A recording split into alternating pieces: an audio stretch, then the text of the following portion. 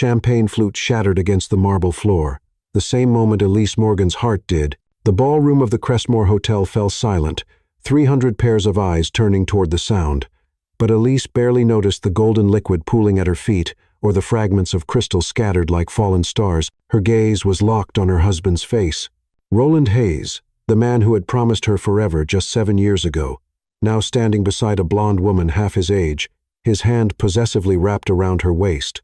"Ladies and gentlemen," Roland's voice boomed across the charity gala, commanding attention with the same arrogance that had once charmed her. "I have an announcement to make." Elise's fingers trembled as she reached for the edge of the table. Her chocolate skin flushing with a premonition of disaster. She'd known something was wrong for months. The late nights, the dismissive glances, the way he'd started criticizing everything from her natural hair to her laugh. But she'd never imagined he would do this here, at the annual Children's Hospital fundraiser she had organized. "As many of you know, life is about evolution," Roland continued, his steel-gray eyes scanning the crowd, but never meeting hers. "It's about recognizing when you've outgrown certain situations." The blonde, Lila Bennett Elise, recognized her now. His 8-year-old personal trainer giggled and pressed closer to him. The 4-carat diamond on her finger caught the chandelier light, sending rainbows across the walls. "That's why I'm here to announce that Elise and I are getting divorced," he said, as casually as if announcing a change in dinner plans. "And Lila and I are engaged." The room erupted in gasps and whispers. Elise stood frozen, her dignity the only thing keeping her upright. 7 years of marriage reduced to a public spectacle. 7 years of supporting his dreams, hosting his business dinners, being the perfect corporate wife, while putting her own interior design aspirations on hold. "You see," Roland continued, his voice taking on a cruel edge, "a man in my position needs a partner who understands the demands of high society. Someone who can elevate the lifestyle, not hold it back." The words sliced through her like shards of the broken champagne flute. Willow Lane Carter, the gallery owner who had become her closest confidant, started moving toward her through the crowd. But Elise held up a hand. She would not be rescued. "Not here. Not like this." "Elise is a lovely woman," Roland said, finally looking at her with mock sympathy. "But let's be honest, she was never quite worthy of this world. She tried, bless her heart. But some people are meant for simpler things." Lila's laugh tinkled like broken glass. "Oh, Roland, you're terrible," she cooed, loud enough for everyone to hear. "Though I suppose it's true what they say about compatibility. Cultural differences can be so challenging." The racial undertone wasn't lost on anyone. Elise felt the room's energy shift. Some faces showing disgust at Roland's behavior, others, too many others, nodding in silent agreement. She had always been the only black woman in most of these circles, tolerated because of Roland's status, never truly accepted. Vivian Brooks, one of the few genuine friends she'd made, stepped forward. "Roland, this is neither the time nor the place." "On the contrary," he interrupted. "Transparency is everything in our circle. I respect Elise too much to let her live in delusion. She deserves to know that I've already filed the papers. Lila and I will be married next month in the Hamptons. You're all invited, of course." Elise found her voice then, steady and clear, despite the tears threatening to fall. "You're right, Roland." The room fell silent again. "I was never meant for your world," she continued, each word carefully measured, "because your world is built on cruelty masquerading as class, on emptiness dressed in designer labels. I confused your attention for love, your possession for partnership." She picked up her clutch from the table, her movements graceful and deliberate. "But you've done me a favor tonight. You've freed me from the prison of trying to be worthy of someone who never knew my worth." Roland's face reddened. He hadn't expected her to speak. In his script, she was supposed to crumble, to beg, to make a scene that would justify his actions. "Dramatic as always," he muttered. "This is exactly what I mean." "What you mean," Elise interrupted, her voice rising with quiet power, "is that you're a small man who needs to diminish others to feel tall. Enjoy your victory, Roland. Enjoy your child bride and your champagne toasts. But know this, one day you'll look for depth and find only surfaces. You'll reach for love and find only transactions." She turned to Lila, whose smug expression had faltered slightly. "And you, darling, enjoy the ring. It's the same one he gave his first wife. He had it reset, of course, but the center stone has a flaw, a carbon spot near the left prong. He thought I never noticed, just like he thinks you'll never notice the calls he makes at 2 a.m., or the way he looks at younger women when you're not watching." Lila's hand instinctively covered the ring, her face paling. Elise walked toward the door, her heels clicking against the marble with metronomic precision. The crowd parted like the Red Sea. As she passed Willow, her friend whispered, "Magnificent," but Elise barely heard her. She was focused on putting one foot in front of the other, on making it to the door before the tears fell. Behind her, she heard Roland trying to recover, making jokes about emotional women, but the laughter was forced and sparse. The valet brought her car, the modest Lexus that Roland had always complained about, saying it didn't match their status. She'd loved that car, bought it with her own money from her design work before they'd married. It was hers, untainted by his influence. As she drove away from the hotel, the tears finally came, not just for the marriage that had ended, but for the woman she'd lost trying to fit into his world. She'd straightened her hair because he said natural styles were unprofessional. She'd dimmed her laugh because he said it was too loud. She'd stopped wearing the bright colors that made her feel alive because he preferred her in beige and gray. Her phone buzzed incessantly, messages from friends, she assumed, offering support or seeking gossip. She ignored them all except one from Nora Ellis, her college roommate who'd warned her about Roland from the beginning. "Just saw the news.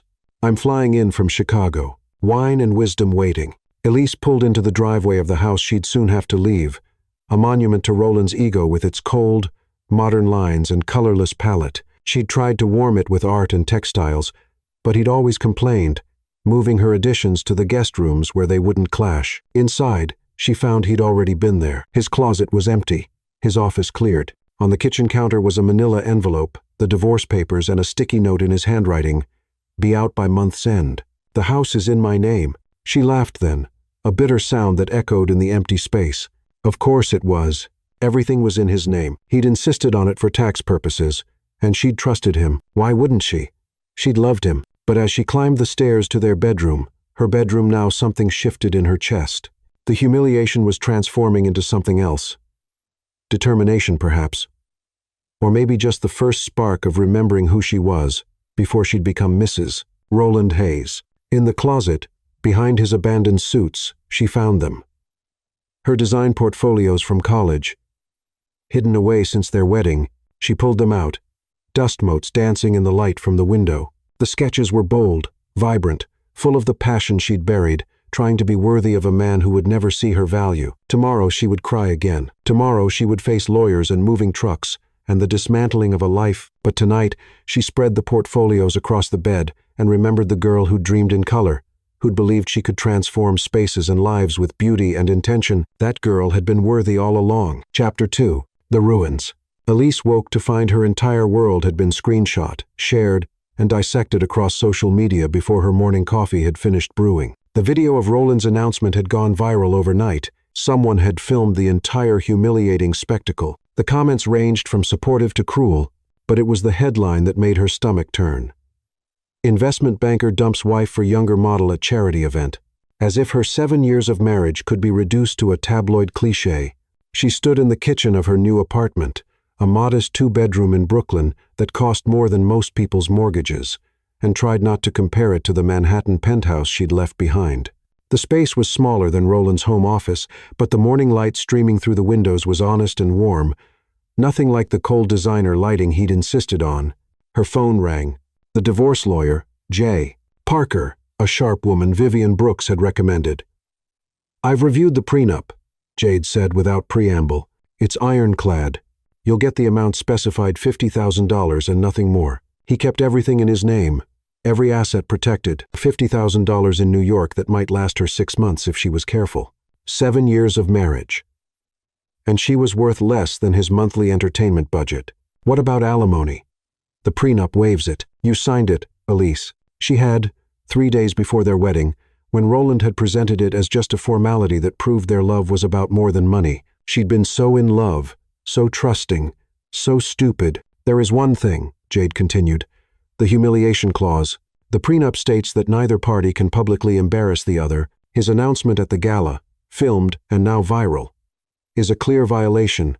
We could negotiate for more." But even as Jade outlined the strategy, Elise knew she wouldn't pursue it. She didn't want his money, tainted by lawyers and bitterness. She wanted to rebuild on her own terms. After the call, she sat among the boxes she hadn't yet unpacked and opened her laptop. Her design website, dormant for 3 years, stared back at her. Roland had convinced her to shut down her business after they married. "Why would my wife need to work?" he'd said, making it sound like a gift rather than a cage. She updated her portfolio with trembling fingers, uploading photos of the few projects she'd managed to complete secretly. Friends' nurseries, a cousin's restaurant, small jobs Roland never knew about. The work was good, she realized with surprise. More than good. There was a unique voice in her designs, a warmth and authenticity that the sterile spaces Roland preferred could never achieve. By noon, she'd sent inquiry emails to 17 potential clients. By 2, she had 3 responses. By 4, she was standing in Nora Ellis's hotel suite, crying into a glass of wine, while her best friend plotted revenge. "We could destroy him," Nora said, her legal mind already working. "That video alone shows breach of fiduciary duty to the charity. Making it about himself during a fundraiser. The board will be furious." But Elise shook her head.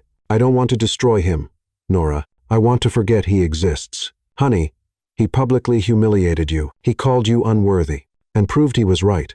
I was unworthy of that treatment.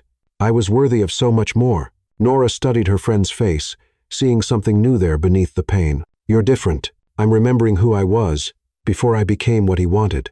That evening, alone in her apartment, Elise found the courage to check her business email. 14 new inquiries had come in, most referencing the video. "Saw what happened." One wrote, "Anyone who maintains that much dignity deserves my business." Another, "Your husband's an ass. Let's make something beautiful despite him." But it was the last email that made her heart stop. "Morgan, I have a restoration project that requires someone with your particular sensitivity to space and meaning. The Crestmore Estate Library needs a complete redesign. If you're interested, please meet me at the Morgan Library Thursday at 2 p.m. C. Thornton, the Crestmore Estate." Even Roland had been impressed by invitations there. Old money. The kind that didn't need to announce itself. The kind that had looked through Roland, like he was wallpaper, at the few events they'd attended. She Googled C. Thornton and found almost nothing. A few charity mentions. No photos. No social media. Old money indeed. Thursday came too quickly. She stood outside the Morgan Library in her best remaining dress, a deep purple that Roland had hated, saying it was too ethnic. She'd loved it for exactly that reason. The way it made her dark skin glow. The way it announced rather than apologized for her presence. Inside, she wandered the rare book collection, losing herself in the beauty of ancient manuscripts and hand-tooled leather bindings. This was what Roland never understood. True luxury wasn't about price tags, but about story, craft, legacy. "You appreciate beautiful things." The voice came from behind her, deep and cultured, but without the affected pronunciation Roland had adopted. She turned to find a man in his mid-40s, tall and lean, with salt and pepper hair and eyes the color of aged whiskey. His suit was expensive, but worn with the carelessness of someone who didn't need to prove anything. "Mr. Thornton?" "Cedric." He extended his hand, and his handshake was firm, but gentle. "Thank you for coming. Your email was intriguing. The Crestmore Estate was my mother's family home. She died 2 years ago, and I've finally gotten the courage to address her library. It needs someone who understands that spaces hold memories, who can honor the past while creating something new." They walked through the museum as they talked, and Elise found herself relaxing. He asked intelligent questions about her work, her influences, her philosophy of design. Not once did he mention the video, or Roland, or the scandal that had made her briefly infamous. "The library is extensive," he warned. 12,000 volumes, some dating to the 16th century. The room itself hasn't been updated since 1962. "I love a challenge." He smiled then, the first real smile she'd seen from him, and it transformed his serious face. "Somehow, I thought you might." They discussed timeline, budget generous but not ostentatious, and her vision. She pulled out her tablet, sketching ideas as they talked, and didn't notice how close he'd moved until she could smell his cologne. Not the aggressive cloud Roland favored, but something subtle, like leather and bergamot. "You're left-handed," he observed. "Yes, my mother was too." She said it meant she saw the world differently, from a different angle than everyone else. Did she? Every single day, his voice carried a grief that was still fresh, still tender. "She would have liked you." It was an odd thing to say to someone you just met, but somehow it didn't feel odd. It felt like recognition. As they parted outside the library, he handed her a card with just his private number. "Call when you're ready to see the space." And, Ms. Morgan Elise, don't undervalue your work or yourself. The right people will recognize quality. She watched him disappear into a waiting town car. No logos, no flash, just quiet elegance, so different from Roland's need to announce his wealth at every turn. That night, she looked up the Crestmore estate. The images that appeared took her breath away. A Gilded Age mansion on the Hudson, 60 rooms, gardens designed by Frederick Law Olmsted. The library alone was the size of her entire apartment. Her phone buzzed. A text from an unknown number. Forgot to mention, the library has a ghost. My mother. Probably making sure I don't let someone awful redesign her sanctuary. I have a feeling she'll approve of you. See, Elise smiled. The first genuine smile since that horrible night at the gala. She had lost everything she thought mattered. The husband, the house, the status. But maybe, just maybe, she was finding something better, something real, something worthy of the woman she was becoming. Chapter 3. The Encounter. The Crestmore estate rose from the Hudson Valley mist, like something from a dream, all limestone and legacy. Windows that had watched centuries pass. Elise drove her Lexus up the winding drive, past gardens that, even in late autumn, held a kind of formal beauty. She dressed carefully, professional but authentic. A burgundy wrap dress that complemented her skin, her natural hair in an elegant updo that Roland would have hated. She wasn't dressing for Roland anymore. Cedric met her at the door himself. No butler or assistant in sight. Most people get lost at the third fountain, he said by way of greeting. I have an excellent sense of direction. Good. The library's been waiting long enough for someone who knows where they're going. He led her through rooms that should have felt like a museum, but somehow didn't. Yes, there were Sargent portraits and Tiffany lamps, but there were also stacks of well-read books on side tables, a coffee mug on a priceless antique desk, a cat enormous and orange, sleeping on what was definitely a 16th century tapestry. That's Hemingway, Cedric said, noticing her gaze. He has no respect for provenance. Named after Ernest? Yes, my mother's favorite. She said any cat pretentious enough to sleep on Renaissance art deserved a literary name. The library, when they reached it, stole her breath. 2 stories of built-in shelves, a coffered ceiling with hand-painted details, leaded glass windows that turned the afternoon light into jewels, but he was right. It was frozen in 1960. 2. All heavy mahogany and oppressive green wallpaper. The books themselves almost invisible in the gloom. It's magnificent, she breathed. It's a mausoleum. His voice carried frustration and grief in equal measure. Mother always meant to restore it, but after Father died, she said it felt wrong to change anything. Then she got sick, and he trailed off, running his hand along a dusty shelf. I wanted to live again, to be a place where people actually want to read, not just store books like artifacts. Elise moved through the space slowly, touching surfaces, testing the light, already seeing possibilities. The bones are extraordinary. We just need to let them breathe. Light colors, strategic lighting. Maybe open some of these shelves to create reading nooks. She pulled out her tablet and began sketching, forgetting he was there until she felt him looking over her shoulder. You see it, he said softly. Not what it was, not what it should be, but what it could be. That's my job. No, that's your gift. She looked up to find him watching her with an intensity that made her pulse quicken. She stepped back, professional distance restored. I should measure. Of course, I'll leave you to work. The house manager, Mrs. Lynn, is around if you need anything. I'll be in my study. He paused at the door. Take your time. Mother always said the best things can't be rushed. Alone in the vast room, Elise lost herself in the work. She measured and photographed, made notes about sightlines and traffic flow. She was standing on the rolling ladder, examining the upper shelves, when she heard a crash below. Hemingway had knocked over her coffee. Mrs. Lynn had brought it without being asked, and the contents were spreading across her sketches. She scrambled down, but Cedric appeared first, grabbing paper towels from somewhere, kneeling beside her to save her work.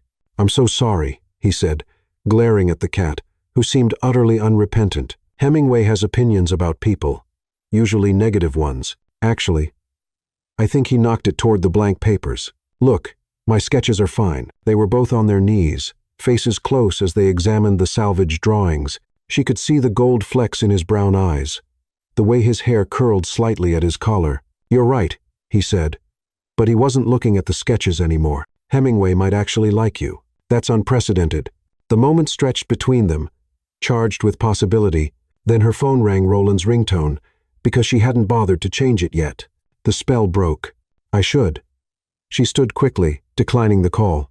Of course, he stood as well, professional distance restored, but something new in his eyes. I should mention, I'd like you to select some of the books for the redesign. Not the rare editions, of course, but Mother accumulated thousands of volumes that could be better curated. Would you be interested? I'm an interior designer, not a librarian. You're someone who understands that books are more than objects. That's what I need. She thought of her own books, still in boxes in her apartment, waiting for shelves she couldn't afford yet. All right, good. Can you come back Saturday? We could spend the day going through the collection. Saturday, not a work day, but the way he asked, careful and hopeful, made it clear this was still professional. Mostly, Saturday works.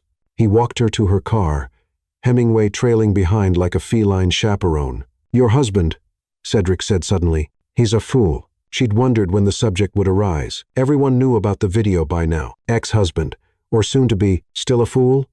You don't know me well enough to say that. I know you spent 3 hours in that library and never once mentioned the Gutenberg Bible on the third shelf. You were more interested in the reading chair by the window, how the light would fall across someone's hands as they turned pages. That tells me everything I need to know about your priorities. There's a Gutenberg Bible?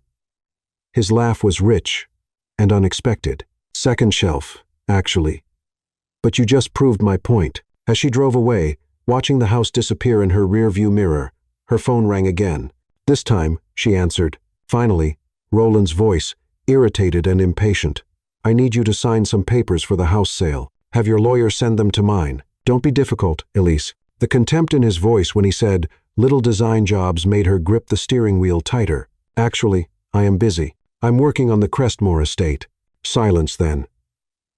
That's impossible. Goodbye, Roland. She hung up on his protests, feeling a satisfaction that was probably petty, but definitely earned. Let him wonder. Let him realize that maybe, just maybe, she'd never needed him to be worthy of respect. Saturday arrived gray and misty. The kind of weather that made the estate look like something from a Gothic novel. Mrs. Lynn let her in with a knowing smile. Mr. Thornton is in the library. He's been there since sunrise, sorting books. Haven't seen him this engaged in anything since, well, in a long time. She found him surrounded by towers of books, reading glasses perched on his nose, completely absorbed in a leather-bound volume. He looked younger, less guarded, happy. Poetry, she guessed. He looked up, and his smile was embarrassed but genuine. My secret vice. Mother infected me early. Listen to this. Tell me about despair, yours, and I will tell you mine. Meanwhile, the world goes on. Mary Oliver, his eyebrows rose. You know it. Wild geese. It got me through some dark times. She didn't mention that those dark times included last Tuesday. Mine too. He set the book aside carefully. Shall we begin? They worked side by side for hours, barely speaking, but comfortable in the silence. She learned his system. Keep. Donate. Repair. And he learned hers. Organize by feeling rather than alphabet. Create conversations between books rather than rigid categories. You're putting Hemingway next to Morrison, he observed at one point. They belong together. The death of illusion. And here I thought it was because they're both about men destroyed by their obsession with the wrong women. She looked at him sharply, but his expression was innocent. Too innocent. Are you psychoanalyzing my book arrangements? Wouldn't dream of it. As the day wore on, they talked more freely. She learned his mother had been a civil rights lawyer in the 60 Seconds, one of the only women in her firm. He learned her grandmother had been a seamstress who dressed Harlem's elite, that her love of textiles came from watching magic happen under those skilled hands.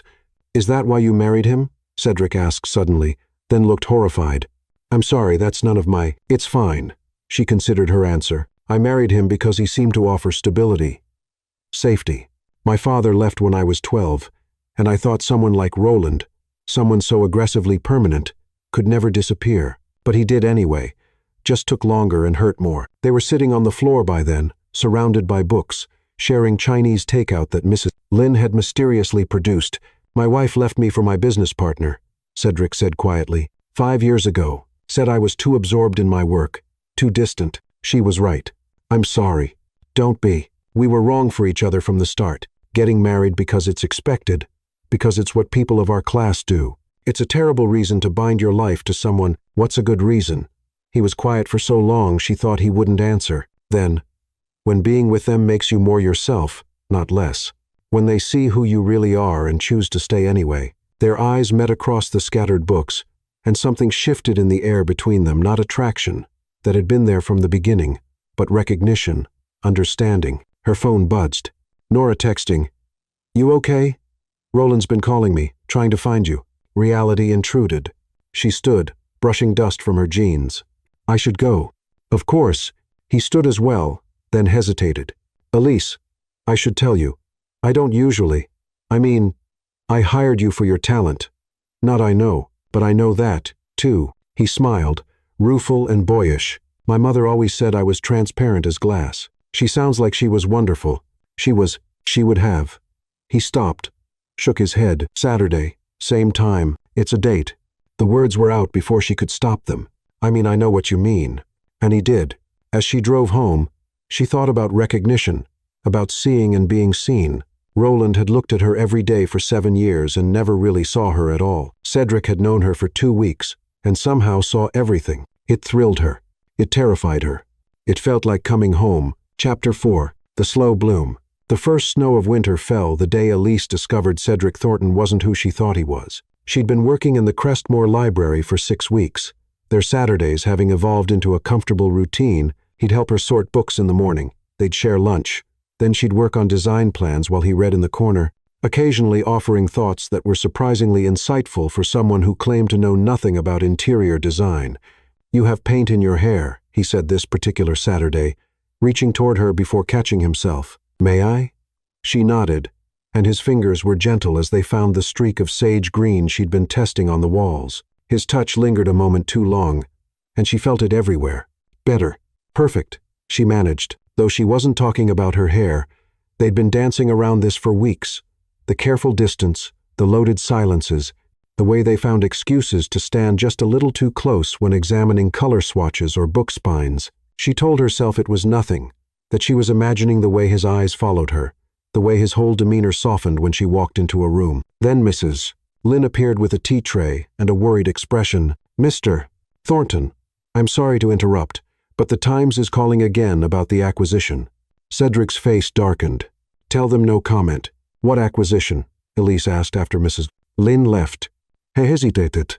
It's nothing. Business. But later, when he stepped out to take a call, she Googled him properly for the first time. She'd avoided it before, wanting to know him as he was, not as the internet presented him. The results made her stomach drop. Cedric Thornton, Chief Executive Officer of Thornton International's net worth, $2 billion. Recent acquisition of Apex Technologies for $500 million. Photos of him with presidents, prime ministers, people whose names shaped the world, and in every photo, the same quiet intensity, the same reluctance to be center stage. She was still staring at her phone when he returned. You looked me up. It wasn't a question. You're a billionaire. Yes. You let me think I assumed you were comfortable, but this wouldn't have mattered. She wanted to say no, but they both knew it would have. She'd have run, terrified of trading one cage for another, one man who saw her as an accessory for another. I'm still just me, he said quietly.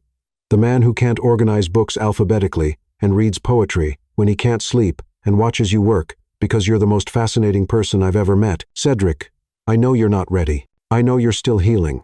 I'm not asking for anything except to keep being part of your Saturdays. The rest, the money, the business, it doesn't matter.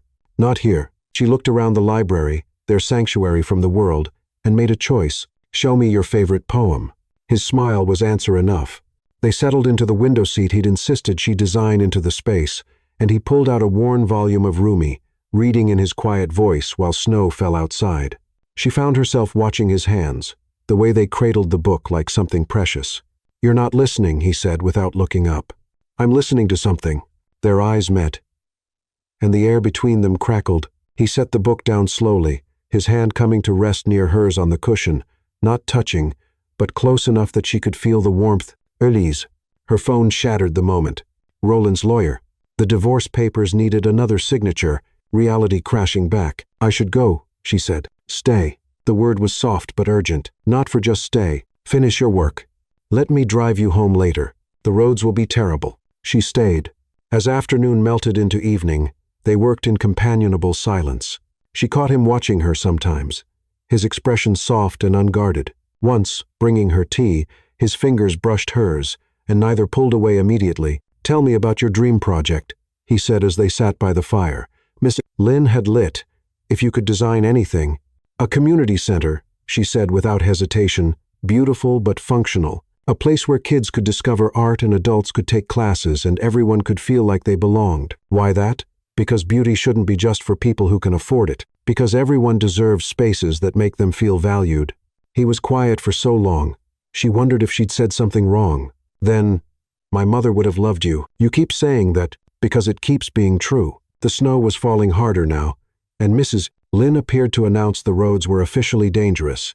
"I've prepared the blue guest room, Miss Morgan." Elise's protest died at Cedric's expression, hopeful and terrified in equal measure. "Just for safety," he said. "I'll be in my wing, completely separate. Mrs. Lynn will get you anything you need." She agreed, telling herself it was purely practical. The guest room was beautiful, all soft blues and creams with a view of the snow-covered gardens. Mrs.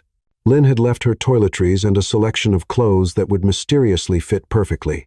She couldn't sleep. The house was too quiet, too full of possibilities. Finally, she crept back to the library, only to find Cedric there, reading by lamplight. "Couldn't sleep either?" he asked. "Too much quiet. I know what you mean. Mother used to say empty houses echo with what might have been." She sat across from him, tucking her feet under her. "What might have been for you? Before? A life of proper marriages and board meetings, and dying slowly of meaninglessness. Now?" He looked at her directly. "Now I think about what might still be. Cedric, I know too soon. Too much. But, Elise, I need you to know this isn't about conquest or replacement or any of the things men like your ex-husband do. This is about a man who's lived in shadows, finding someone who brings light. I'm not light. I'm broken and bitter, and you're rebuilding. There's a difference, and you're teaching me how to rebuild, too." She wanted to run. She wanted to stay. She wanted things she wasn't ready to want. "Read to me," she said instead. "Something that doesn't hurt." He read Hesse until her eyes grew heavy, his voice weaving through her dreams. When she woke, she was covered with a cashmere throw, and he was gone. But there was a note. "Beauty isn't just for those who can afford it. Thank you for reminding me." See, the next Saturday, she found blueprints on the library desk, plans for a community center in Brooklyn, the neighborhood where she now lived. Her name was listed as lead designer. "What is this?" "A proposition. Business only." He held up his hands at her expression. "The foundation needs a project. You need a dream project. No strings. There are always strings. Not this time. Your vision. Your decision. I'm just the checkbook." She studied the plans, saw the potential, felt the dangerous hope rising. "Why?" "Because you're right. Everyone deserves beautiful space. And because watching you create them is..." He stopped, color rising in his cheeks. "Because it's the right thing to do." She knew there was more. Saw it in the way he looked at her, the way his hands shook slightly as he showed her the plans. This man who commanded boardrooms and shaped industries, trembling because she was standing close enough to smell his cologne. "I'll think about it. That's all I ask." But that night, as she lay in her small apartment thinking about the blueprints, she realized it wasn't business that scared her. It was the way Cedric Thornton looked at her like she was already whole when she still felt shattered. The way he offered her dreams, without asking for anything in return. Roland had taken everything and called it love. Cedric offered everything and called it nothing. She didn't know which was more dangerous. Her phone buzzed. A text from an unknown number, but she recognized the elegant phrasing immediately. "The library feels empty without you arguing about book placement. Hemingway agrees." He knocked over an entire shelf in protest. "See." Despite herself, she smiled. Then came the photo. Hemingway among scattered volumes, looking entirely unrepentant. She texted back. "Tell him I'll bring treats on Saturday. Just Hemingway. We'll see." She could almost hear his smile in his response. "Hope is the thing with feathers. That's Dickinson, not Hafiz. I contain multitudes. Now you're just showing off. Is it working?" She laughed alone in her apartment, feeling something she hadn't felt in years. Not love. Not yet, but the possibility of it, the terrifying, wonderful possibility of being seen and chosen, of choosing in return. Saturday couldn't come soon enough. Chapter 5. The Test. The call came at 2 a.m. on a Wednesday, 3 months into the library project. You think you're clever, don't you? Roland's voice slurred with alcohol and rage. Elise sat up in bed, instantly alert. How did you get this number? I know all about your little arrangement with Thornton. Spreading your legs for another rich man already. You're drunk. I'm informed. Do you know what people are saying? That my ex-wife is gold-digging her way through Manhattan, that I was right to leave you. Roland, we're divorced. We're not divorced yet. Papers aren't final for another month. And I'll be damned if I let you embarrass me like this. The line went dead. She didn't sleep the rest of the night. His words poisoning every good feeling she'd built up. Gold digger. The accusation stung because she knew others would think it too. Black woman leaves one rich white man for an even richer one. The optics were devastating. By morning, she'd made a decision. She called Cedric's office. She never called him directly during the week. Maintaining professional boundaries. I need to step back from the project, she said when he answered. Concern clear in his voice. What's happened? Nothing. I need to focus on other clients. Elise, talk to me. There's nothing to discuss. I'll send my assistant to finish the measurements. I don't want your assistant. I want. He stopped. I'm coming over. Don't. But an hour later, he was at her door, looking more disheveled than she'd ever seen him. His usual composure cracked. Tell me what he said. I don't know what Roland called you. Simon saw him at a bar last night, ranting about you and me. What did he say?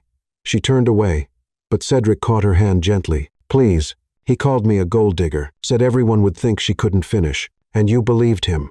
Maybe. I don't know. She pulled free, wrapping her arms around herself. The optics. Damn the optics. She'd never heard him curse before. It was startlingly effective. Elise, look at me. When she did, his eyes were fierce. You are the most talented designer I've met. You're brilliant and kind, and you see beauty where others see nothing. If anyone suggests you're anything less than extraordinary, they're blind. But people will say, let them. I've been gossiped about my entire life. You learn to let it wash over you like white noise. It's different for you. You're a man. White, rich. Yes, all of that, but I'm also someone who knows what it's like to be reduced to a single story. Poor little rich boy, cold corporate shark, forever defined by money I inherited rather than who I choose to be. He moved closer, not touching, but near enough that she could feel his warmth. You know who I really am. I know who you are. Isn't that what matters? Before she could answer, her phone rang. Nora. Check your email, her friend said without preamble. Now, the message was from someone named Ethan Blake, Roland's business partner. The subject line, you should know the truth about your ex-husband.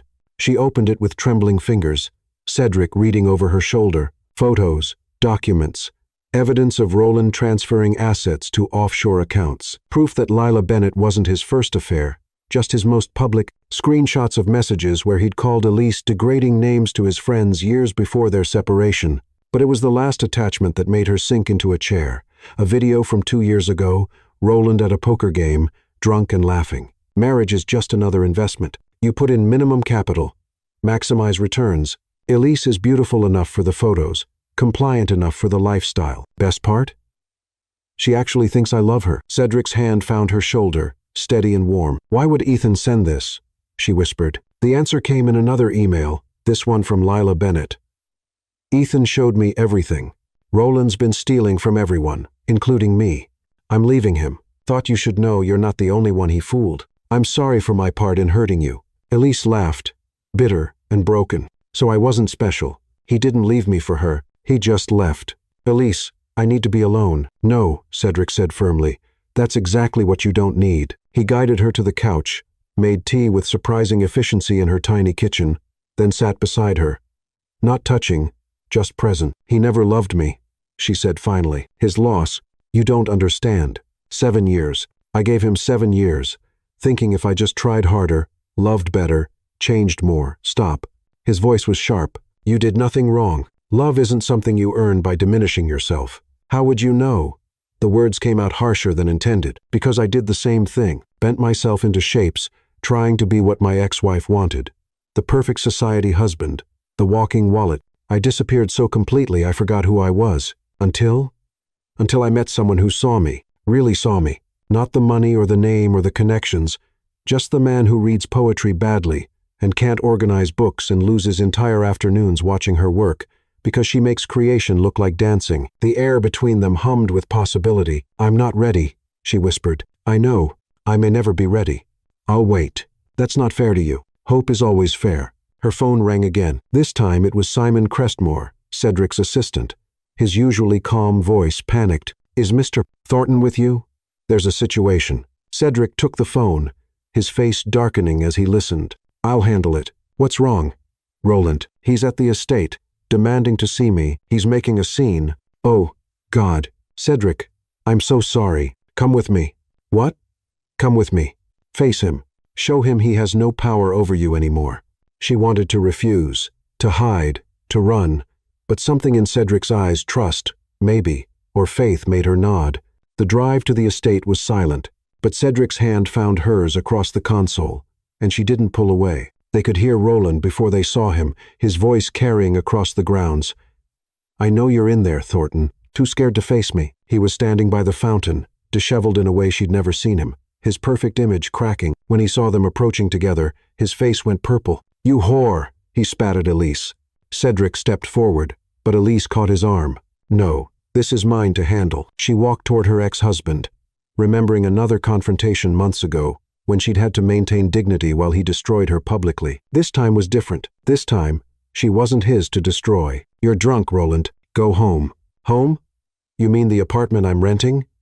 Because that Lila cleaned me out. Or maybe you mean the office I lost because Ethan exposed my embezzlement." So the empire was crumbling. She felt nothing, no satisfaction, no pity, nothing. "That has nothing to do with me. It has everything to do with you. You were supposed to disappear. You were supposed to be nothing without me. Instead, you're here with him, living the life you never deserved." "You're right," she said quietly.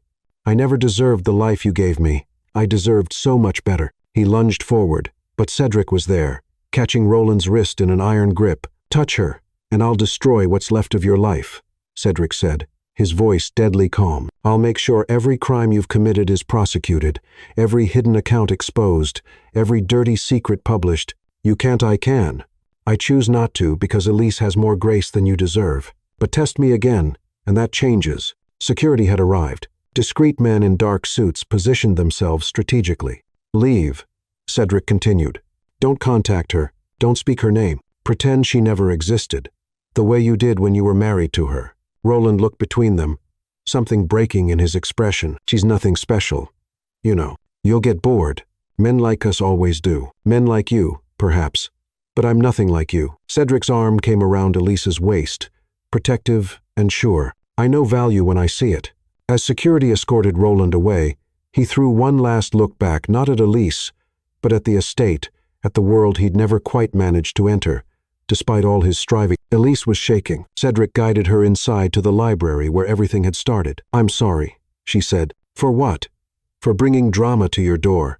For being the kind of woman whose ex-husband," he silenced her with a finger to her lips. "You're the kind of woman who maintains grace under impossible pressure, who builds beauty from ashes, who makes me want to be better than I am. Cedric, I'm falling in love with you." The words hung between them like suspended stars. "I know it's too soon. I know you're not ready, but I needed you to know that whatever he says, whoever judges, I'm here because my heart recognizes yours. Nothing more, nothing less." She wanted to run. She wanted to stay. She wanted to trust the warmth in his eyes, the safety in his arms. Instead, she said, "The library needs curtains. The afternoon light is too harsh." He smiled, understanding, "Then we'll get curtains." They worked in silence the rest of the afternoon, but something had shifted. The test had come, not from Roland's cruelty, but from Cedric's response to it. He hadn't tried to fight her battle or diminish her pain. He'd stood beside her, steady and sure, offering strength without stealing agency. That night, as she drove home alone, she allowed herself to think the words she'd been avoiding for weeks. Love, not yet, but maybe. Chapter 6. The truth. The truth about Cedric Thornton came wrapped in his mother's diary, discovered by accident on a rainy Thursday. Elise had been reaching for a design book on the highest shelf when the leather journal fell, pages scattering across the library floor. She knelt to gather them, meaning to simply return the diary to its place when her own name caught her eye. April 3rd. 2 years ago. Saw the most remarkable designer today at the Hudson Gallery. Elise Morgan. Such vision, such warmth in her work. If I were well enough to finally restore the library, she's exactly who I'd choose. Made a promise to remember her name. Her hands trembled. 2 years ago, before Cedric's mother had died, before Elise's world had imploded. You're early. Cedric's voice from the doorway cut off as he saw what she held. The color drained from his face. Your mother knew who I was. He stood frozen, and in that moment, she saw the truth written across his features. You knew who I was, she continued, understanding flooding through her. When you hired me, this wasn't coincidence. Elise, how long have you been watching me? It's not what you think. Then explain it. She stood, holding the diary like evidence. Explain why your mother wrote about me 2 years ago. Explain why you just happened to contact me right after my divorce. He moved into the room slowly, as if approaching a wounded animal. My mother saw your work at the Hudson Gallery. She fell in love with your design for their reading room. She talked about you constantly those last months. How she wished she'd hired you. How she could see your soul in your work. And you? I looked you up after she died. I was grieving, going through her things, and your name kept appearing in her notes. So, yes, I researched you. I learned you were married to Roland Hayes. I learned you'd stopped taking commissions, and I let it go. But then I saw the video. That horrible video of him humiliating you. His hands clenched at the memory, and all I could think was that Mother would be furious. This talented woman she'd admired, being destroyed by some small, cruel man. Elise sank into a chair, the weight of manipulation, even well-intentioned, crushing her. So you swooped in to save me. No? He knelt in front of her, not touching, just meeting her eyes. I contacted you because the library genuinely needed restoration. And you were genuinely the best person for it. Everything else, everything that's grown between us, that was never the plan. How do I know what's real? Because I'm terrible at deception. Ask anyone. I can barely manage surprise parties. His attempt at levity fell flat. Elise, I didn't fall for the designer my mother admired. I fell for the woman who argues with me about book arrangements, who brings coffee for Mrs. Lynn, without being asked, who hums Motown when she thinks no one's listening. You still lied. By omission. Yes, and I'm sorry. I was afraid if you knew the connection, you'd think I was trying to fulfill some deathbed promise to my mother, that you'd feel obligated or patronized. She looked at the diary again, her fingers tracing her name in someone else's handwriting. A woman she'd never met had seen her worth when she'd been invisible to everyone who claimed to love her. Tell me about her, she said quietly. Relief flooded his features. He sat on the floor beside her chair, his shoulder brushing her knee. She was brilliant, fierce. She fought for civil rights when it cost her everything socially. She married my father against her family's wishes. He was new money, Jewish, considered unsuitable. She loved gardens and mysteries and tea, so strong it could strip paint. She sounds wonderful. She was, and lonely, especially after father died. I think that's why she noticed you. She saw something of herself, someone creating beauty in spaces that didn't always welcome her. Elisa felt tears building. I wish I'd met her. She met you, in a way, through your work. She used to say art was the truest conversation. Soul, speaking to soul across time and space. They sat in silence, rain pattering against the windows. Finally, Elise asked the question that frightened her most. Would you have contacted me if it weren't for her? I don't know, he admitted. I'd like to think fate would have found a way, but I don't know. Does it matter? Did it? She thought about the weeks of working together, the slow build of trust, the way he looked at her like she hung the moon. None of that was because of his mother's diary. Show me more, she said, holding out the journal. They spent the afternoon reading together, his mother's voice emerging from the pages, sharp, funny, heartbreaking in her honesty about illness and loss, and throughout, little mentions of art and beauty that had caught her eye, including several more references to Elise's work. June 15th. Saw EM's new installation at the Riverside Center. Such joy in her use of color. In another life, we would have been friends. She collected photos of my work.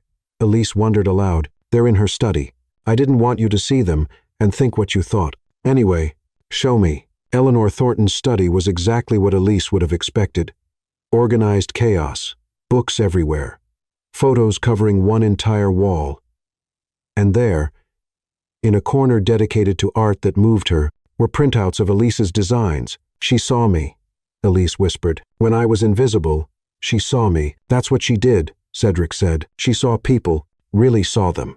It's the only thing she taught me that I've never quite mastered. You see me, because you're impossible to miss." She turned to him, this complicated man who'd entered her life through a mixture of fate and intention, sorrow and hope. "I need you to promise me something," she said. "No more omissions. No more protecting me from truth. If we're going to whatever this is we're doing, I need complete honesty." "You have it. Then tell me why you're really falling in love with me." He didn't hesitate. "Because you make me brave. Because you laugh at my terrible jokes, but never at my dreams. Because watching you work is like watching someone conduct a symphony only they can hear. Because you're kind to people who can do nothing for you. Because you're rebuilding yourself without bitterness, just determination. Because when you're in a room, I can't look anywhere else." "That's a lot of reasons. I have more. Would you like them alphabetically or by intensity?" She laughed, surprising herself. "You really are terrible at deception. The worst." "Good." She kissed him then, soft and certain, tasting truth and possibility on his lips. When they pulled apart, his eyes were wide with wonder. Was that honesty? Complete honesty. That evening, as they worked side by side in the library, Elise found herself thinking about Eleanor Thornton and the threads that connect people across time and loss. A woman she'd never met had seen her value, and in dying had somehow given her son the push to find her. "Do you believe in fate?" she asked suddenly. Cedric looked up from the book he was cataloging. "I believe in possibility, in the idea that certain people are meant to meet, even if the how is complicated. Your mother orchestrated this. In a way, she'd be insufferably smug about it. Tell me more about her." So he did. Stories flowing as they worked. Eleanor Thornton, the young lawyer, the devoted mother, the grieving widow, the woman who found solace in art and beauty, even as cancer stole everything else. "She would have loved this," he said, gesturing to the transformed library, "not just the design, but the life in it. The warmth you've brought back. It's not finished. Neither are we." The words hung between them, promise and patience intertwined. Her phone buzzed. A text from Nora. "Divorce papers are ready for final signing tomorrow. You're almost free." Free. The word should have brought relief, but instead, she felt only sadness for the woman who'd signed the first papers 7 years ago, so sure she'd found forever. "What is it?" Cedric asked, noticing her expression. "Final divorce papers tomorrow. How do you feel?" "Like I'm finally closing a book I should have never opened, or opening a new one you were always meant to read." She looked at him, this gentle, complicated man who'd found her through loss and accident, and his mother's prescient eye. "I'm scared," she admitted. "Of what?" "Of believing again, of trusting that something this good can be real." He took her hand, his thumb tracing patterns on her palm. "Then we'll be scared together." "But, Elise, I'd rather be terrified with you than safe with anyone else." "You're coding someone." "No, that's all me. Terrible, but mine. Perfectly imperfect. Like us. Like us." As they returned to work, comfortable in shared silence, Elise thought she heard something, maybe the house settling, maybe the wind, or maybe the approving ghost of Eleanor Thornton, satisfied that her son had finally found someone who saw him just as clearly as she'd once seen a young designer's soul in her work. The truth, Elise realized, wasn't about how they'd found each other. It was about choosing to stay, to build, to trust in the possibility of love after loss. And for the first time in a year, she wasn't afraid of the choosing. Chapter 7. The Unraveling. Lila Bennett looked nothing like the woman who'd stolen Elise's husband. Sitting in the coffee shop she'd asked to meet at, she seemed smaller, younger, her designer clothes wrinkled, her perfect makeup smeared with tears. "Thank you for coming," Lila said, her voice barely above a whisper. "I know I have no right to ask." Elise studied the woman across from her, the woman she'd hated, envied, blamed. Now she saw only a girl, really, barely 28, drowning in consequences. "What do you want, Lila? To warn you? To apologize?" "Maybe both." Lila's hands shook as she lifted her coffee. "Roland's lost everything, but he's not going quietly. He blames you. Me. He's the logic doesn't matter to him anymore. Ethan took everything, exposed the embezzlement, the offshore accounts, the fraud. The FBI is involved now. Roland could go to prison." Elise felt a cold satisfaction, quickly followed by exhaustion. "That has nothing to do with me. In his mind, it does. He keeps saying, If you'd just stayed in your place, none of this would have happened. He's been watching you and Mr. Thornton." "Watching?" Lila pulled out her phone, showing Elise photos. Her and Cedric at the library. At lunch, that one kiss in the garden they'd thought was private. He hired someone, a private investigator. He's trying to prove you were having an affair before the divorce. Trying to invalidate the settlement. There was barely a settlement. And we weren't. I know. I've seen the timeline. You were nothing but professional until after he left you. But Roland doesn't care about truth anymore. He just wants to hurt you. Elise's phone buzzed. "Cedric, where are you?" "Simon said you left suddenly." She texted back, "Coffee with Lila Bennett." "It's fine." His response was immediate. "Address?" "I'm coming." She sent it, knowing he'd worry until he saw her safe. "Why are you telling me this?" Elise asked Lila. "Because I helped create this monster. I thought I was special. That he'd left you for me, because I was younger, prettier, more exciting." Lila laughed bitterly. "But I was just convenient, a prop in his performance. When I found out about the embezzlement, I confronted him. He grabbed me, said I belonged to him, that he'd made me, that I was nothing without him." The words were hauntingly familiar. Elise reached across the table, touching Lila's hand briefly. "You're not nothing. I'm 28. No education, no work history except mistress. What am I? You're someone starting over. It's terrifying. But it's also freedom." The door chimed, and Cedric entered, his presence immediately shifting the energy. He assessed the situation in a glance, then approached carefully. "Ms. Bennett," he said politely. "Elise, everything all right?" "Lila was warning me about Roland. He's hired an investigator." Cedric's expression darkened. "I know. My security team intercepted him last week, trying to access the estate. We've handled it." "You knew?" Elise turned to him. "You knew and didn't tell me. I didn't want to worry you. You're finally starting to relax, to smile again. I couldn't bear to. We talked about honesty." "You're right. I'm sorry." He turned to Lila. "Miss Bennett, are you safe? Does he know where you're staying?" Lila shook her head. "I'm at a hotel under my maiden name, but I'm almost out of money." He froze the accounts before I could. "I'll have Simon arrange something," Cedric said simply. "A safe place, a lawyer, whatever you need. Why would you help me?" "Because you're trying to do the right thing now. That matters." Elise watched him take charge, making calls, arranging protection and support for the woman who'd helped destroy her marriage. This was who he was. Someone who fixed things, who protected people, who couldn't see suffering without trying to ease it. Later, after Lila had been safely escorted to a secure hotel, Elise and Cedric sat in his car in silence. "You're angry," he said. "I'm confused. You keep protecting me from things I need to know. It's who I am. I protect the people He stopped. "The people you what?" "The people I love." The word hung between them, fully spoken for the first time without qualifiers or conditions. "You love me?" "With everything I have, even the broken parts. Especially those. They're how the light gets in." Before she could respond, her phone rang. Unknown number. "Hello? You think you're so clever?" Roland's voice, slurred and vicious. "Playing the victim while you spread your legs for Thornton's billions." "Roland, I'm going to destroy you, both of you. I've got photos, evidence. Everyone will know what you really are." Cedric took the phone from her trembling hand. "Hayes, this is Cedric Thornton. If you contact Elise again, if you come near her, if you so much as speak her name, I will end you. Not financially, you've done that yourself, but I will ensure you spend the next 20 years in federal prison. Are we clear? You can't threaten. I don't make threats. I make promises. Test me." He hung up, then immediately called someone. "Simon, activate the legal team, full restraining order, and call our friend at the FBI. I believe Mr. Hayes just violated his bail conditions by making threatening calls." Elise was shaking. Cedric pulled her into his arms, and she let herself be held, feeling safe despite everything crumbling around them. "I've got you," he murmured against her hair. "I won't let him hurt you again. I'm not some damsel who needs saving. No, you're a queen who deserves an army." That night, she stayed at the estate, not in the guest room, but not in his room either. Instead, they sat up in the library, talking until dawn about Roland's descent, about Lila's revelation, about the strange twists that had brought them together. "Do you think people can really change?" she asked as sunrise painted the room gold. "I think people can choose to be better. Every day, they can choose. What do you choose? You. Every day, in every way, I choose you."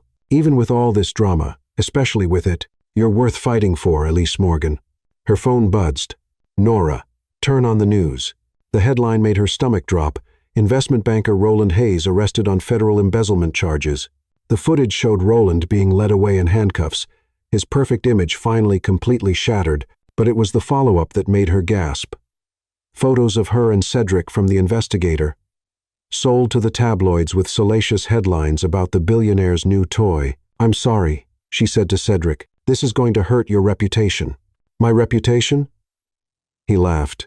Elise, my reputation is being a cold, calculating businessman. Being seen as a man in love only helps. This isn't how I wanted people to know about us. There is no us. Not publicly. Not yet. He took her hands. We control our narrative. When you're ready, if you're ready, we'll tell our story our way. What if I'm never ready? Then we'll be the world's worst kept secret, and I'll be fine with that too. Ethan Blake called that afternoon. Thought you should know. Roland's going to take a plea deal. 5 to 10 years minimum. It's over, Elise. Over her marriage, Roland's empire, the life she'd thought she wanted. All over. But as she looked at Cedric, reading peacefully beside her, Hemingway purring in his lap, she realized endings were just beginnings in disguise. What are you thinking? He asked, noticing her gaze. That maybe unraveling isn't always bad. Sometimes things need to fall apart, so better things can come together. Is that what we are? Better things? We are something good. She thought about it, the complicated path that had brought them together, the challenges still ahead, the way her heart raced when he smiled. Something real, she said finally, and that's enough for now. He lifted her hand to his lips, kissing her palm gently. More than enough. Outside, the world was spinning with scandal and gossip. But inside the library, in their sanctuary of books and afternoon light, Elise felt the first stirrings of something she'd thought Roland had killed forever. Peace. Chapter 8. The Descent. The call came while Elise was selecting fabric samples for the library's final touches. Simon's voice was unusually animated. Miss Morgan, Mr. Thornton asked me to call. There's been a development with Mr. Hayes. Her stomach clenched. What kind of development? He's lost everything. The FBI seized all assets. Ms. Bennett testified against him, and he's been released on bail, but has nowhere to go. No one will take his calls. She should have felt vindicated. Instead, she felt hollow. That evening, Cedric found her in the library, staring at the space she'd transformed. In 3 weeks, they'd host the reveal, a small gathering of his mother's friends to celebrate the restoration. You heard about Roland? He said. It wasn't a question. Yes. How do you feel? Like I'm watching someone else's tragedy. He's a stranger now. Cedric sat beside her on the new reading sofa, close but not touching. They'd been careful since the photos surfaced, maintaining professional distance despite the current running between them. I have something to ask you, he said carefully, but I need you to know you can say no. What is it? He pulled out a small velvet box, and her heart stopped, but when he opened it, it wasn't a ring. It was an antique key. It's to the estate, he explained quickly, seeing her expression. I'm not proposing yet, but I want you to have a place that's yours completely, the East Wing. It could be your studio, your sanctuary, no strings, no expectations. Cedric, before you say no, come see it. The East Wing was breathtaking, flooded with northern light, perfect for design work. He'd already had it partially prepared, drafting tables, sample libraries, everything she'd dreamed of in a workspace. This is too much. No. It's not enough, but it's a start. A start to what? To the life I want to build with you. When you're ready, if you're ready, she turned to him, this patient, impossible man who offered everything and asked for nothing. I don't know how to do this. Do what? Trust abundance. Roland taught me that love was conditional, transactional. You offer it like breathing, because that's what it should be. Easy as breathing. He moved closer, his hand finding hers. I've been thinking about time, how we measure it in befores and afters. Before my mother died, after my divorce, before I met you, and after. There is no after you, Elise. There's only with. She kissed him then, deep and certain, tasting promise on his lips. When they pulled apart, both were breathless. I have a confession, she said. I've been getting calls, design offers, big ones, from people who saw the photos, heard the story. That's wonderful. One in Paris, 6 months restoring a museum. His face didn't change, but she felt him pull back internally. You should take it. Just like that? If it's what you want, what about us? We'll survive. Distance is nothing compared to what we've already overcome. She studied his face. Seeing the cost of those words, you'd let me go. I'd never hold you back. That's not love. That's ownership. And if I stayed, then I'd be the happiest man alive. But only if you stayed for you, not for me. Her phone rang before she could answer. Nora. Elise. You need to know. Roland's been calling my office. He wants to meet with you. Something about closure. Absolutely not, Cedric said immediately. But Elise felt something shift in her chest. Actually, maybe I should. Elise. He's dangerous. He's broken. There's a difference. 3 days later, against Cedric's wishes, but with his security nearby, Elise met Roland at a public restaurant. The man across from her bore little resemblance to the polished banker she'd married. He was thin, unshaven, his expensive suit replaced by ill-fitting borrowed clothes. You look well, he said bitterly. You wanted closure. Talk. I loved you, you know, in my way. Your way was possession, maybe, but it was real. No, Roland. Real love doesn't humiliate. It doesn't diminish. It doesn't discard people like broken toys. He stared at his hands. I have nothing. No one. Even Lila. Lila was 28 and traumatized. What did you expect? I expected loyalty. Elise laughed, sharp and bitter. Like the loyalty you showed me. I'm going to prison, Elise. 5 years minimum. My lawyer says maybe 7. I know. Are you happy seeing me like this? She considered the question honestly. No, I'm not happy. I'm not sad either. I nothing you, Roland. You're a stranger who shares memories with someone I used to be. You've changed. I've remembered who I was before you convinced me to forget. And Thornton? You love him? That's none of your business. He'll bore you eventually. All that old money politeness, that careful distance, he's worth 1,000 of you. I made you. No. She stood, pulling on her coat. You almost destroyed me. There's a difference. As she walked away, Roland called out, I still have the photos of us. Our wedding. Our trips. Keep them, she said without turning. Someone should remember the woman who died trying to be worthy of you. I prefer the one who lived by walking away. Outside, Cedric was waiting by his car, just as she'd known he would be. How was it? Necessary. And now? Now I'm free. That evening, they worked side by side in the library, preparing for the reveal. Mrs. Lynn brought tea, Simon handled logistics, and Hemingway supervised from his perch on the restored mantelpiece. I'm not taking the Paris job, Elise said suddenly. Cedric's hand stilled on the book he was shelving. Why? Because I realized something when I saw Roland today. I spent 7 years running towards someone else's idea of success. I don't want to spend the next 7 running away from my own happiness. And your happiness is here? This work, this place. She moved closer to him. You, Elise, I love you. The words came out sure and strong. I love your terrible poetry recitations and your inability to organize anything and the way you look at me like I'm made of starlight. I love you, and I'm terrified. But I'm choosing it anyway. He pulled her into his arms, holding her like she might disappear. Say it again. I love you, Cedric Thornton. I've been waiting my whole life to hear that. Your whole life. All 47 years led to this moment. That's mathematically improbable. That's fate. They were interrupted by Simon clearing his throat. Sir, Ms. Morgan, there's something you should see. The news was playing on his tablet. Investment banker Roland Hayes, sentenced to 7 years in federal prison. But it was the subplot that made them both freeze. In a last act of spite, he'd sold their entire personal photo collection to a tabloid. I'm sorry, Simon said. We tried to stop it, but it doesn't matter, Elise said, surprising herself by meaning it. They're pictures of a dead woman and the man who killed her. Let them publish ghosts. The next morning, the tabloids ran the story. From trophy wife to billionaire's beloved, Elise Morgan's journey. But they'd gotten it wrong. She wasn't anyone's anything. She was her own. The library reveal was in 3 days. Invitations had been sent. Caterers arranged. It would be their first public appearance together, if she chose to make it that. Are you ready? Cedric asked that night as they finalized preparations for the party. For everything after, she looked around the transformed library, warm where it had been cold, alive where it had been static. She'd done that. She'd taken something broken and made it beautiful again, just like she was doing with herself. I'm ready, she said, and meant it.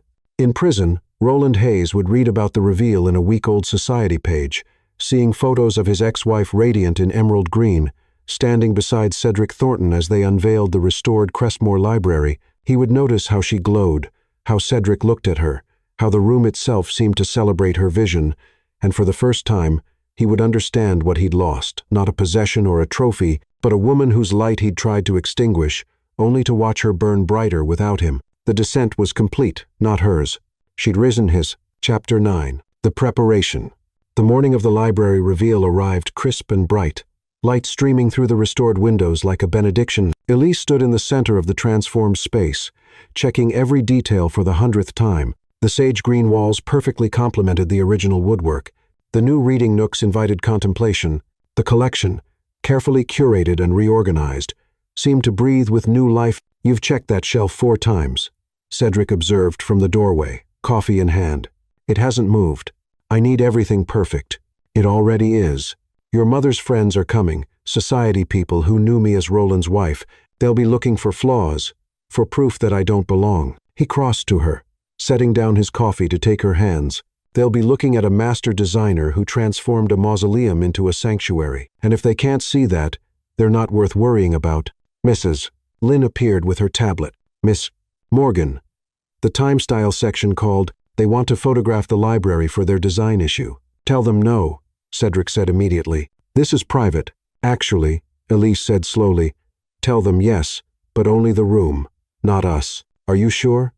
I want my work to speak for itself. Let them see what I can do." Simon arrived with a crisis. The caterers had brought the wrong color linens. Then the florist called about a substitute for the gardenias. Small fires that Elise extinguished with growing confidence. "You're different," Nora observed, arriving early to help. "Comfortable in your power. I'm remembering who I was before I forgot." "And who's that?" Elise looked around the library at Cedric directing staff, at Mrs. Lynn fussing with flower arrangements, at Hemingway supervising from his favorite perch. "Someone who belongs here not because of him, but because of me." Nora squeezed her hand. "It's about time." Vivian Brooks arrived next, elegant as always. "Darling, the space is magnificent." Eleanor would be beside herself with joy. "You think so?" "I know so. She talked about you. You know, before she died, said you had the gift of seeing what spaces wanted to become." More early arrivals. Jasper Klein, Cedric's lawyer and friend. Willow Lane Carter from the gallery. Even Clara Hudson, Elise's first client after the divorce. "The vultures will come too," Vivian warned quietly. "The ones who feed on gossip. Are you ready? Let them come." By 6, the library was full. Elise recognized faces from that horrible charity gala. Some who'd witnessed her humiliation, others who'd whispered behind their hands. But now they were in her space, marveling at her work. "Extraordinary transformation," someone said. "Such vision," another agreed. Eleanor would have adored this. Cedric found her during a quiet moment, pulling her into a corner. "You're glowing." It's terror disguised as confidence. It's beauty recognizing itself. That doesn't even make sense. Nothing about us makes sense. But here we are. Simon appeared with an urgent whisper. "Sir, there's a situation. Someone's here who wasn't invited." They turned to see Ethan Blake at the entrance, Roland's former business partner, who'd exposed his crimes. "I'll handle it," Cedric said, but Elise stopped him. "No, I will." She approached Ethan with measured steps, aware of eyes following her. "Mr. Blake, you weren't on the guest list." "I know. I'm sorry. I needed to see you." He looked exhausted, haunted. "I wanted to apologize. I knew what Roland was for years and said nothing. I was complicit in how he treated you. Why speak now?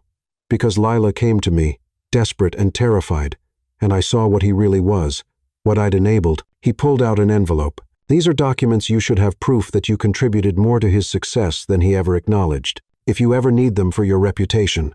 I don't build my reputation on his failures. No, you build it on this." He gestured to the library. "It's magnificent. You're magnificent. He never deserved you." "I know." The simple confidence in her answer seemed to break something in him. "I'm sorry for all of it. I forgive you." Just like that. Holding on to anger only poisons me. "You were a coward, Mr. Blake. But you're trying to be better. That matters." As he left, Cedric appeared at her elbow. "That was gracious. That was strategic. He owns 3 hotels. They all need redesigns." Cedric laughed, delighted. "The student becomes the master. I learned from the best. The evening flowed on. Elise found herself holding court, discussing design philosophy with people who'd once looked through her. Her confidence grew with each conversation, each compliment on her work. Then she saw her Lila Bennett, hovering at the entrance, clearly terrified but determined. The room seemed to hold its breath as Elise walked toward her. "I'm sorry," Lila said quickly. "I know I shouldn't be here, but I needed to see the transformation, to see something beautiful after so much ugliness." Elise could have destroyed her with a word. The room was waiting for it, hungry for drama. "Instead," she said, "the reading nook by the east window has the best light. The poetry section is particularly well curated." Lila's eyes filled with tears. "Thank you. We all deserve beauty, Lila. Even those of us who've made mistakes." As Lila disappeared into the stacks, Vivian appeared. "That was either very kind or very clever. Can't it be both?" Eleanor would have said exactly the same thing. The highlight of the evening came when Cedric called for attention. "Ladies and gentlemen, we're here to celebrate not just a restoration, but a resurrection. This library was my mother's heart, and it had been slowly dying since she left us. Elise Morgan didn't just restore it, she brought it back to life." He turned to her, his eyes soft with something that made her breath catch. "But more than that, she brought life back to this entire house. To me, she took broken things and made them beautiful again." The room was silent, everyone sensing the weight of the moment. "Elise, would you come here?" She walked to him on unsteady legs, aware this was more than a speech about the library. He didn't get on one knee, that would have been too much, too public for who they were. Instead, he simply took her hand and spoke to her as if they were alone. "My mother wrote that she recognized your soul in your work. I recognize it too, in every choice, every color, every carefully placed book. You don't just design spaces, you heal them. You heal people." "Cedric, I'm not proposing," he said quickly, getting a laugh from the crowd. "Not yet, but I am declaring, in front of all these witnesses, that I love you, that I intend to love you for as long as you'll let me, that you've transformed not just this library, but my entire world." The room erupted in applause, but Elise barely heard it. She was lost in Cedric's eyes, in the promise there. "You can't just say things like that in public," she whispered. "I can say them anywhere. I love you in public and private, in silence and chaos, in joy and sorrow. You're impossible. I'm yours." She kissed him then, not caring about the audience or the photos that would surely surface. Let them see. Let them know that Elise Morgan, who'd been publicly discarded, was now publicly chosen. The party continued late into the evening, but Elise barely noticed. She was wrapped in a bubble of joy, moving through conversations with grace, but always aware of Cedric nearby, his presence an anchor. As the last guests departed, they stood together in the transformed library, Hemingway weaving between their legs. "It was perfect," Cedric said. "Almost. What was missing?" She pulled out her phone, showing him an email. "This came during the party. The Museum of Modern Art wants me to redesign their reading room. Elise, that's incredible. They want to announce it at their gala next month, as their featured designer, the same gala where Roland announced your divorce." "Yes." He pulled her close. "You don't have to prove anything to anyone." "I'm not proving anything. I'm claiming my place, the one I earned, not the one I married into." "Then we'll go together, if you're ready for that." "I've been ready since the moment you spilled wine on my books." That was Hemingway. Semantics. They stood together in the library Eleanor Thornton had dreamed of, that Elise had manifested, that love had transformed. Tomorrow there would be challenges. The MoMA project, the gossip, the navigation of two lives becoming one. But tonight, in the soft light of success and recognition, Elise Morgan stood in her power, held by a man who saw her completely, surrounded by beauty she'd created. She was no longer the woman who'd been declared unworthy in public. She was the woman who'd made herself undeniable. The preparation was complete, not for revenge. That was too small a goal for triumph. Chapter 10. The Reckoning. The Museum of Modern Art's annual gala glittered with the kind of aggressive elegance that Elise had once found intimidating. Now, standing at the entrance in a custom emerald gown that made her dark skin glow, she felt only a quiet confidence. "You're sure about this?" Cedric asked, devastating in his tuxedo, his hand warm on her lower back. "I've never been more sure of anything." It was the same ballroom, the same charity event moved from the Children's Hospital to MoMA this year, even some of the same faces that had witnessed her humiliation barely a year ago. But everything else had changed. "Miss Morgan!" The museum's director rushed over, beaming. Our star designer. Everyone's dying to hear about your vision for the reading room. As they moved through the crowd, Elise noticed the shift. Where once she'd been invisible except as Roland's appendage, now people sought her out. Her work had been featured in 3 major design magazines. The Crestmore Library had won a preservation award. The community center in Brooklyn bore her name as lead designer. Elise Morgan, isn't it? A woman she vaguely recognized from the old days approached. Your work is extraordinary. I've been hoping to commission you for my Southampton house. The conversation flowed. But Elise found herself scanning the room. Something felt off. Then she saw him, not Roland. He was serving 5 to 7 in federal prison, but there, by the service entrance, wearing a catering uniform with haunted eyes. Roland Hayes. Her ex-husband. The room seemed to tilt. Cedric followed her gaze and went rigid. That's impossible. He's in prison. Simon, never far from Cedric's side, was already on his phone. After a quick conversation, he returned, face grim. Early release. Good behavior. And overcrowding. He got out 3 days ago. 3 days. And he'd come here, to this place, on this night. We're leaving, Cedric said immediately. No.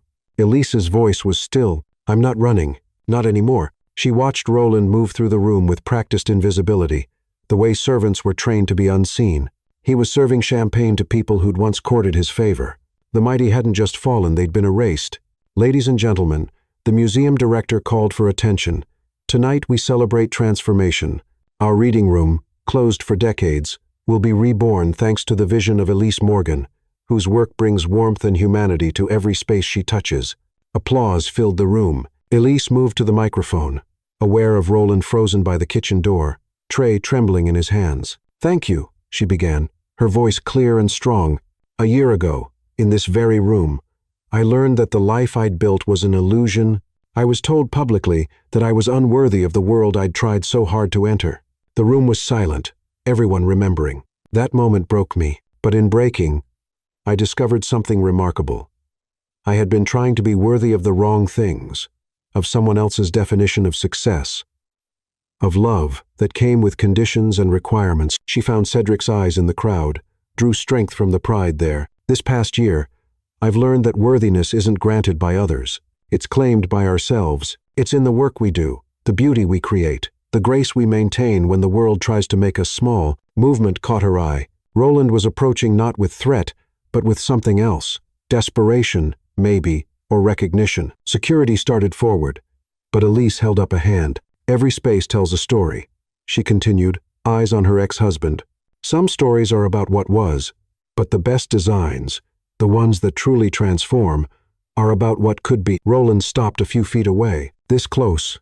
She could see what prison and loss had done to him. The arrogance was gone, replaced by something hollow. The reading room will be a place where stories begin, not end, where everyone, regardless of background or bank account, can find beauty and belonging. She stepped down from the podium. The crowd parted, creating a path between her and Roland. The entire room held its breath. Hello, Roland. Elise. His voice was broken. I needed work. The agency didn't tell me it was this event until you were here. I can leave. I should leave. No. She studied him. This man who'd tried to destroy her, who'd called her unworthy, who'd discarded her like an outdated accessory. You should work. You should serve these people their champagne, and remember what it feels like to be invisible in rooms where you once mattered. I'm sorry. The words seemed to physically hurt him. For everything, for what I said, what I did, for wasting 7 years of your life. They weren't wasted. They were teaching me what I didn't want, so I could recognize what I did. Cedric appeared at her side, protective but not possessive. Is everything all right? Yes. She touched his hand briefly. Roland was just leaving. He has work to do. But Roland wasn't looking at her anymore. He was staring at Cedric with something like awe. You love her, he said, more than you could comprehend. I can see it the way you look at her. I never. He trailed off, then straightened his shoulders. I should have looked at her that way. I should have seen what I had. Yes, Cedric said simply. You should have. Roland turned back to Elise. The community center in Brooklyn, I read about it. You're doing what you always dreamed. I'm doing what you said was beneath us. I was wrong about everything. He lifted his tray slightly. I have to go, she said, not unkindly. Work your shift.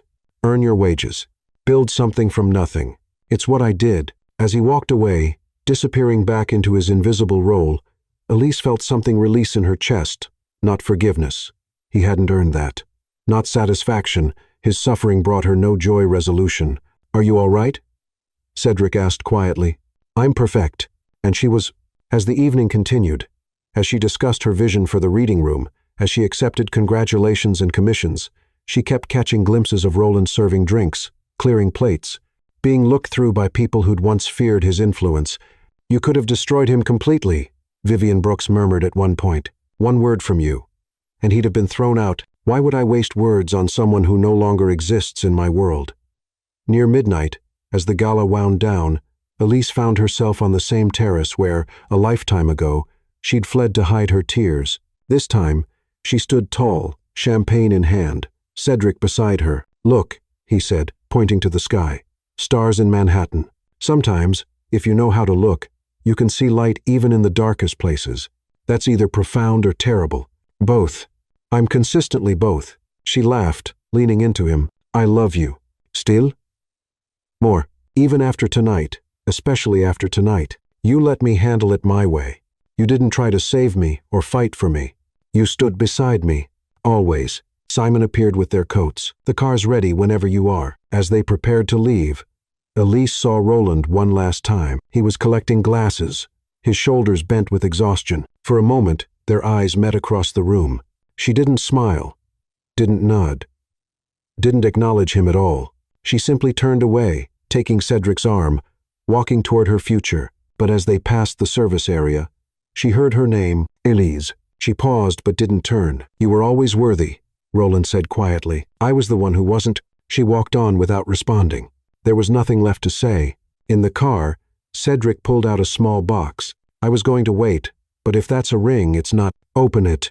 Inside was an antique compass, its face inscribed with a quote. "She wasn't looking for a knight. She was looking for a sword. I don't understand. You never needed saving. You needed someone to stand beside you while you saved yourself. I want to be that person, Elise, for as long as you'll let me." "Cedric Thornton, are you proposing without proposing?" "I'm proposing a partnership, a real one, where we both choose each other every day, with no conditions except honesty and growth and love. Love is the foundation, not the decoration." She kissed him then, deep and sure, tasting promise and possibility. "Yes," she said against his lips. "Yes, to what?" "To all of it, to partnership and growth and choosing each other, to building something beautiful from the ashes of what was." "Is that a yes to marriage? Ask me properly and find out." He laughed, pulling her close. "Elise Morgan, keeper of her own name, transformer of spaces, healer of broken things. Will you marry me?" "Yes, but not yet." "When?" "When the reading room is complete. When I've proven to myself that I'm not running toward you to escape something, but choosing you, because you're my home. I can wait, even if it takes years, especially then. The best transformations take time." 6 months later, the MoMA reading room opened to universal acclaim. The design was featured globally, cementing Elise's reputation as a visionary. The wedding was small, just family and close friends in the Crestmore Library. Surrounded by books and beauty and the ghost of Eleanor Thornton's approval, Roland Hayes, still working catering jobs while rebuilding his life, would see the announcement in the Times. The photo showed Elise radiant in cream silk, Cedric looking at her like she'd hung the moon, Hemingway positioned prominently between them. He would stare at it for a long time, seeing what he'd had and lost, what he'd thrown away for an illusion of something better. Then he would fold the paper carefully and go to work, because that's what you did when you'd lost everything. You worked, you survived, you remembered, and you lived with the knowledge that somewhere in the city, the woman you'd called unworthy was living a life so beautiful it hurt to imagine, with a man who knew her value from the start. The reckoning was complete, not with revenge or cruelty, but with something far more devastating. Indifference. Elise Morgan Thornton, who kept her name and added his, had built a life so magnificent that her ex-husband's existence was merely a footnote, a cautionary tale whispered at parties. Remember Roland Hayes. He had everything and threw it away for nothing. And in the Crestmore Library, surrounded by beauty and books and boundless love, Elise would sometimes remember the woman who'd stood humiliated in a ballroom, thinking her life was over. "Thank you," she would whisper to that broken version of herself. "Thank you for surviving long enough to become me." The diamond hadn't been thrown away after all. It had simply been waiting for the right light to shine. Epilogue. 5 years later, the private jet touched down at Teterboro on a crisp October morning. Elise looked up from her sketches, plans for a new project in Tokyo, as Cedric squeezed her hand. Ready for the interview? Always. The Times was doing a feature on power couples who'd found love after loss. Their story had become something of a legend in certain circles. The discarded wife who'd become one of the world's most sought-after designers. The billionaire who'd waited patiently for her to choose him. But as they descended the jet stairs, Elise saw him. Roland stood by the terminal's coffee cart, 5 years older, completely gray now, wearing a simple uniform. He was a driver for a car service.